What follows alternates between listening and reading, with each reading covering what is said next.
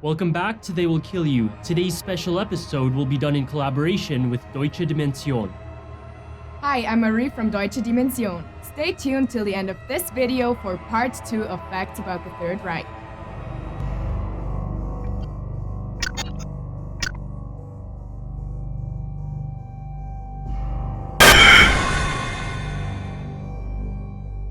Number 11. They developed a super soldier drug.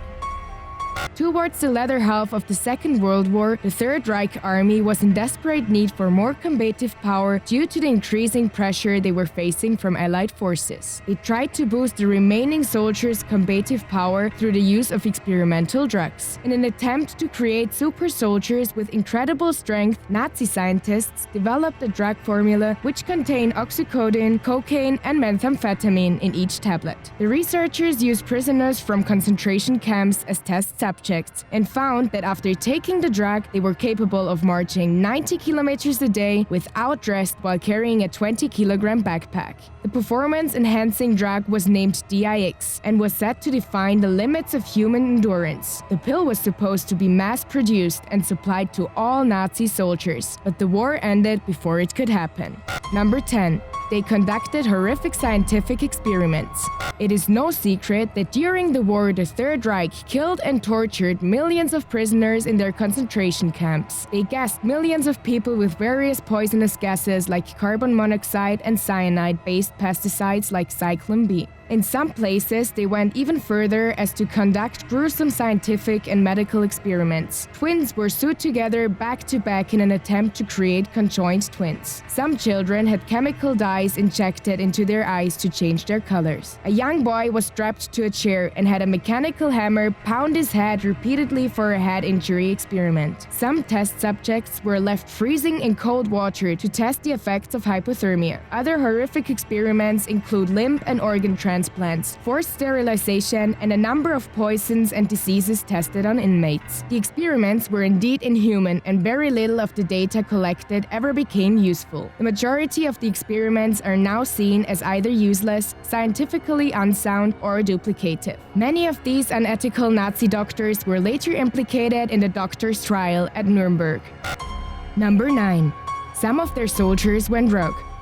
On May 7, 1945, General Alfred Jodl, commander of what was left of the defeated Third Reich Army, signed their official declaration of surrender, officially putting an end to the war in Europe. All of Nazi Germany's remaining forces were supposed to cease hostilities under the terms of the surrender. However, some, and in fact many soldiers, refused to give up and continued to fight against their leaders' orders. Some groups of Nazi soldiers fighting in Poland, Czechoslovakia, and Yugoslavia didn't lay down their arms until days after the official surrender. But the most famous case of Germans refusing surrender was 2 Nazi submarines that remained in hiding and submerged in the Atlantic Ocean for months. The U-530 reappeared off the shores of Argentina after 2 months. A month later, the U-977 followed suit, appearing at the same place. Argentina arrested the crew members and they were eventually repatriated to Germany. The voyage of these submarines has led to many conspiracy theories that some Nazi leaders, including Hitler, had secretly escaped to South America in these submarines, bringing with them lots of Nazi gold.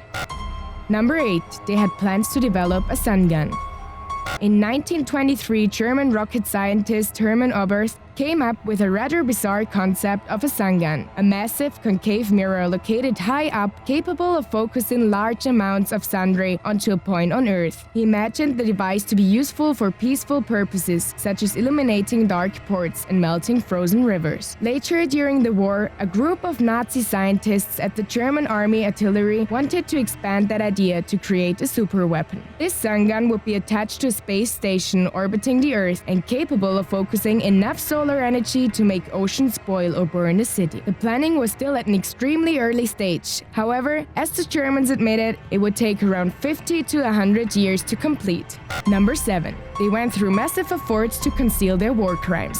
In the midst of World War II, the Third Reich had also formed a contingency plan to destroy all records that proved the atrocities they committed, to avoid being implicated just in case they lost the war. As their defeat became imminent, Nazi leaders went through great efforts to put these plans into action. Heinrich Himmler had ordered the destruction of archives, cemeteries, and anything that showed signs of mass killings. A mass grave of Jews murdered in Latvia was excavated and the bodies burned. The puppet French government under Nazi rule also did the same, destroying their mass records of Jewish arrest. When the Allies entered Germany and its previously occupied territories, Supreme Commander Dwight D. Eisenhower ordered soldiers to capture as many pictures as they could of the concentration camps, mass graves, and anything that could be used against the Nazis. These evidence proved useful in the Nuremberg trials in the implication of many Nazi officials. Today, modern Holocaust denial movements still exist in many forms. In some countries, including Germany, such actions are illegal.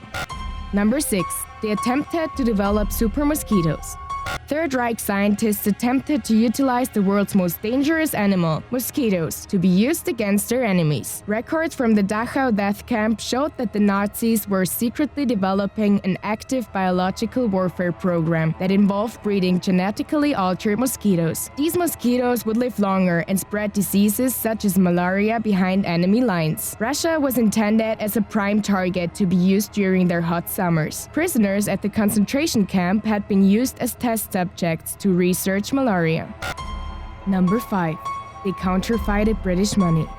At the start of the war, the Nazis had devised an ingenious plan to send Britain's economy into meltdown. Operation Bernard, as it was codenamed, was an economic warfare strategy to destabilize Britain's economy by flooding the world market with forged Bank of England notes. It was the largest money counterfeiting operation in history, which used the expertise and technology of a whole nation to produce fake money. A team of counterfeiters was set up from prisoners of a concentration camp, which included Jewish money printing experts. The results were the most perfect bogus money ever produced, and English bank experts recognized the note as the most dangerous they had ever seen. The original plan was to drop millions of pounds of counterfeit money into the UK from a plane, triggering the people to collect and use it, thus triggering inflation. This scheme was never realized, as not enough aircrafts became available as the war progressed. Operation Bernard was only a partial success, but not enough to hit UK's economy. By the time the Allies had invaded Germany in 1945, the printing press was found to have produced over 134 million pounds sterling worth of banknotes, equal to about 7 billion pounds today. These Nazi counterfeited banknotes have become a rare collector's items today, with a single note capable of fetching up to 2,000 pounds at auctions.